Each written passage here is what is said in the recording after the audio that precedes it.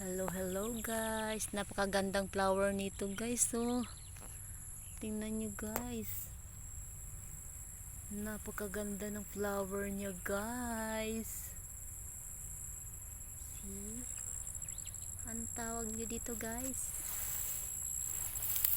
Oh my god, oh my god. Yan guys. Nilalanggam guys. Tingnan nyo naman guys, nilalanggam. Ibig sabihin matamis ang bulaklak nito. Yan guys, oh, ang daming langgam. Oh, napakatamis ng bulaklak siguro nito guys. Yan. Ito po guys. Tingnan nyo naman guys, ang ganda. Maganda ang bulaklak nito guys. Kinakain ng langgam. Napakatamis ng iyang katas ng bulaklak na ito.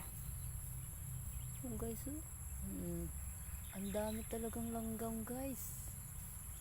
Sinisip-sip nila yung katas. Oh my. Yan guys, oh. Yan.